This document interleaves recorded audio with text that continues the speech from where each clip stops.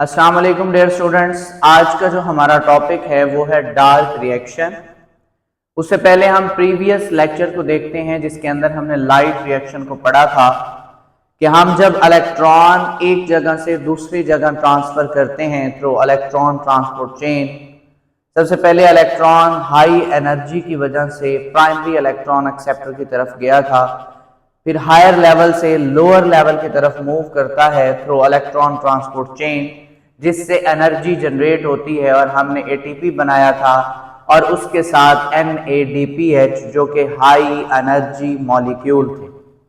आज हमने इन मॉलिक्यूल्स को यूज करना है और साथ कार्बन डाइऑक्साइड जो कि हम जानते हैं कि फोटोसिंथेसिस के अंदर कार्बन डाइऑक्साइड जो है वो यूज होती है।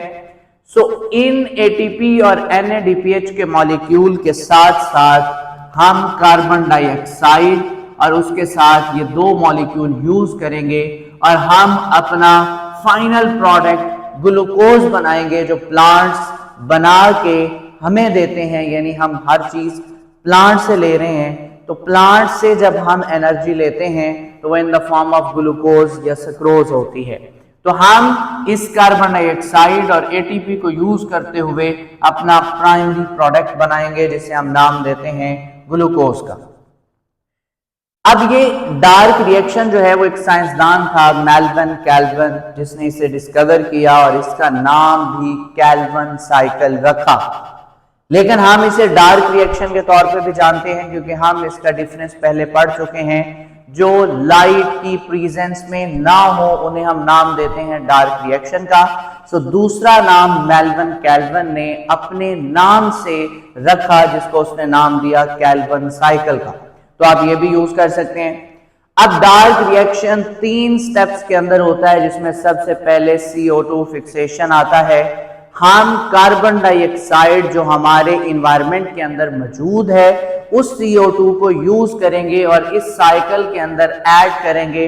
प्लांट इस CO2 को अपने स्टोमेटा के थ्रू इनसाइड लेंगे, यानी इनसाइड द प्लांट बॉडी ये CO2 स्टोमेटा से होती हुई प्लांट की बॉडी के अंदर जाएगी और वो उसके अंदर यूज होना शुरू होगी। इसको हम नाम देते हैं CO2 फिक्सेशन। और उसके बाद CO2 रिडक्शन है, ये उस साइकिल के अंदर ऐड हो जाएगी। जो एक मॉलिक्यूल पहले बना हुआ है उसके अंदर जाके प्लेस हो जाएगी, बॉन्ड बना लेगी, उसको हम नाम देते हैं CO2 रिडक्शन। और इस स्टेप के लिए हमें एनर्जी चाहिए होगी जो कि हम एटीपी और NADPH से लेंगे। थर्ड स्टेप है रीजनरेशन ऑफ 5 कार्बन कंपाउंड। अब ये वो 5 कार्बन कंपाउंड है जो रिएक्शन स्टार्ट करने के लिए जरूरी था। हमने उस 5 कार्बन कंपाउंड को लिया, CO2 को उसके साथ मिलाएंगे, अपना प्रोडक्ट बनाएंगे और उसके बाद ये जो 5 कार्बन कंपाउंड हमने एज अ लॉन लिए थे ये हम रिटर्न करेंगे और ये सारा का सारा हम देखेंगे। सबसे पहला स्टेप जिसे हम CO2 फिक्सेशन कहते हैं उसको डिस्कस करते हैं कि CO2 स्टोमेटा के थ्रू प्लांट की बॉडी में आता है और कंबाइन करता है उस 5 कार्बन कंपाउंड से जो ऑलरेडी उस साइकिल के अंदर प्रेजेंट होता है। यानी जिस तरह गाड़ी सेल्फ के बगैर स्टार्ट नहीं होती, इसी तरह इस रिएक्शन को स्टार्ट करने के लिए भी हमें ये एक 5 कार्बन कंपाउंड के 3 मॉलिक्यूल चाहिए जिसके साथ ये CO2 आके कंबाइन करेगी और 6 कार्बन कंपाउंड बनाएगी। ये 6 कार्बन कंपाउंड जो है ये अनस्टेबल है। हम पहले इस थ्योरी को इस साइकिल के अंदर समझते हैं। अब ये देखें कि हमारे पास एक 5 कार्बन कंपाउंड है, 1 2 3 4 5। ये सर्कल कार्बन डाइऑक्साइड को रिप्रेजेंट कर रहा है। तो एक मॉलिक्यूल के अंदर कितने कार्बन है? 5।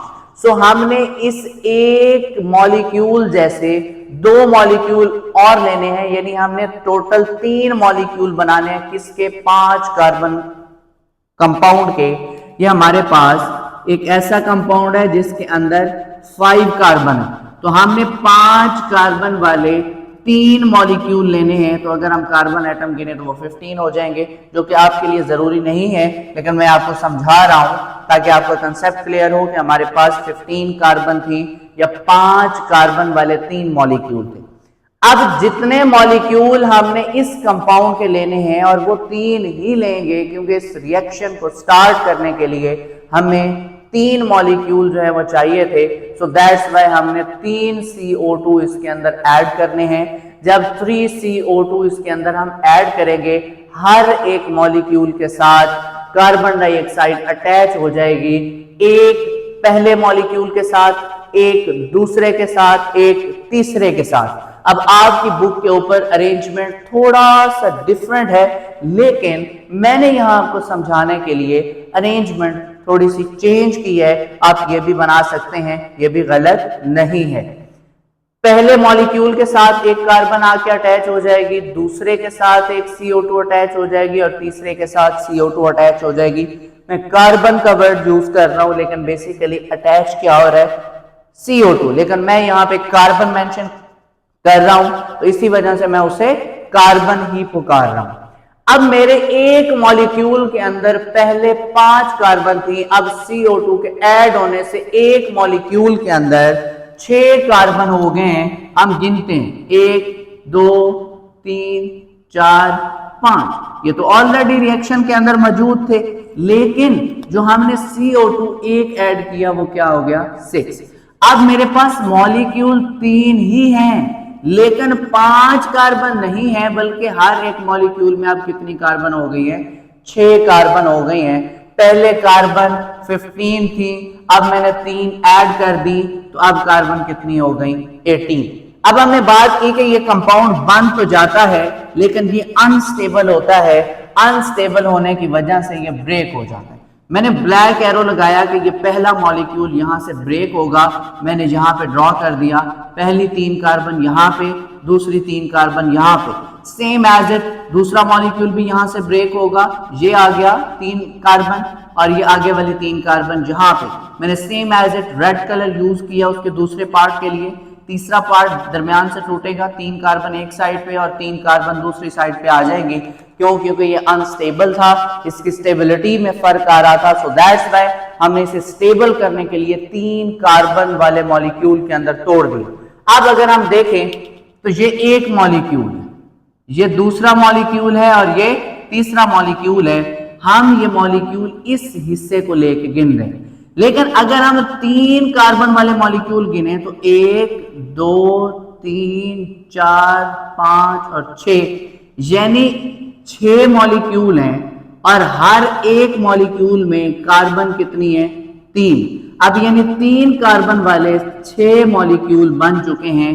एक मॉलिक्यूल ये, दूसरा ये, तीसरा ये, चौथा ये, पांचवा ये और छठा ये। अब ये मैंने जो 1 शो किया, बेसिकली इस मॉलिक्यूल को शो किया कि ये टूट के आगे 2 बना रहा है, दूसरा टूट के आगे 2 बना रहा है, तीसरा टूट के आगे 2 बना रहा है। तो यहाँ पे 3 मॉलिक्यूल थे, तो हम 2 से मल्टीप्लाई करेंगे तो 6 आ जाएंगे। आप जिस भी तरीके से समझना चाहें देखें कि हमने 3 कार्बन वाले 6 मॉलिक्यूल बना लिए। अब होगा क्या कि जो हमने ATP और NADPH लाइट रिएक्शन के अंदर जो कि हाई एनर्जी मॉलिक्यूल कहलाते हैं वो हमने बनाए थे, आज ये हाई एनर्जी मॉलिक्यूल इस स्टेप के अंदर हम यूज करेंगे कि ये ATP और NADPH यूज होंगे और इसमें से 3 कार्बन का मॉलिक्यूल रिलीज हो जाएगा। यानी यहां पे आप देखें ये 1 2 3 4 और 5 टोटल 6 थे।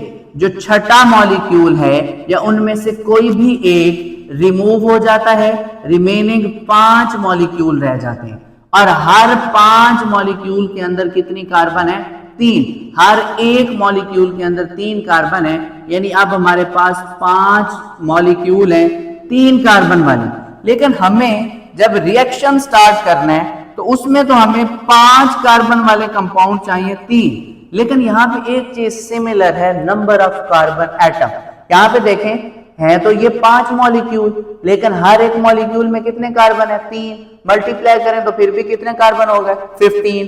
तो हम इनको रीअरेंज करेंगे, 3 कार्बन वाले कंपाउंड को हम 5 कार्बन वाले कंपाउंड में कन्वर्ट करेंगे तो मॉलिक्यूल के नंबर जस्ट कम हो जाएंगे। यानी 3 इधर चला जाएगा और ये 5 इधर आ जाएगा, यानी 5 कार्बन वाले मॉलिक्यूल मैंने बना दिए। यहाँ पे देखें ये वाला 3 मॉलिक्यूल और ये यहां से ब्रेक होगा और ये 2 यहां पे आ जाएंगे, ये एक बच गया, एक इस आगे वाले मॉलिक्यूल में यहाँ पे आ जाएगा, इसको एक चाहिए तो एक ये मॉलिक्यूल अगले से कार्बन वापस इसमें आ जाएगा, तो ये आपके पास 5 मॉलिक्यूल।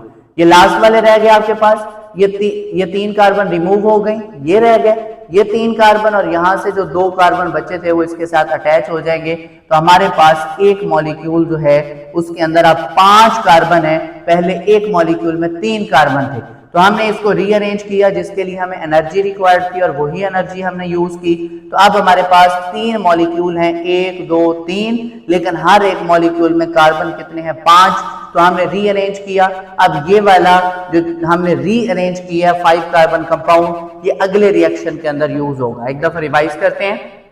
हमारे पास 5 कार्बन कंपाउंड वाला एक स्ट्रक्चर था, 1 2 3 4 5, और इसके हमने 3 मॉलिक्यूल ले लिए, 1 2 3। हमने नंबर ऑफ कार्बन एटम गिने कि इसमें भी 5 हैं, इसमें भी 5 हैं और इसमें भी 5 हैं, तो नंबर ऑफ कार्बन एटम 15 होंगे।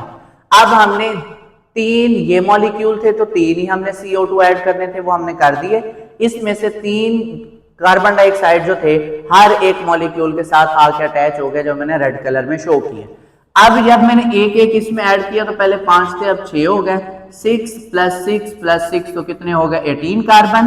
तो ये अनस्टेबल है तो ये ब्रेक हो जाएगा। पहला कंपाउंड दरमियान से ब्रेक होगा तो 2 बनाएगा, दूसरा ब्रेक होगा तो फिर 2 बनाएगा, तीसरा ब्रेक होगा तो फिर 2 बनाएगा।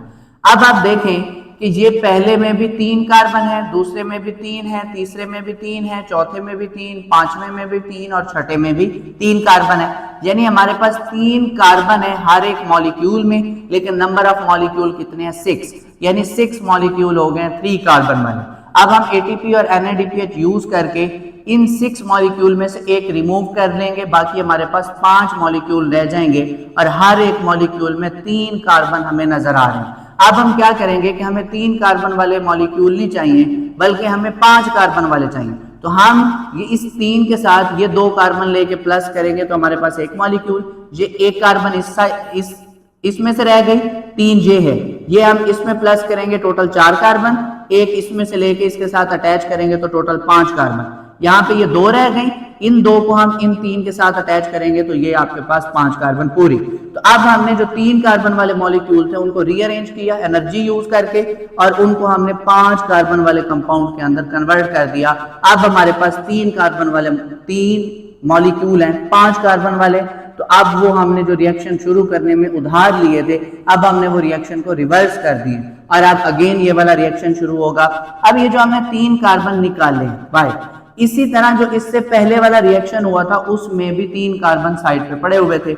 अब वो और ये दोनों एक दूसरे के साथ मिलके 6 कार्बन बनाते हैं, और हमें पता है कि ग्लूकोज के अंदर 6 कार्बन होते हैं, C6H12 and O6। तो अब हमारे पास ग्लूकोज जो है वो प्रीपेयर हो गया, जो कि हमारा फाइनल प्रोडक्ट था और जो कि प्लांट की एनर्जी थी। ओके, अगर किसी बच्चे को समझ नहीं आई किसी भी स्टेप की तो वो दोबारा पूछ सकता है। अल्लाह हाफिज।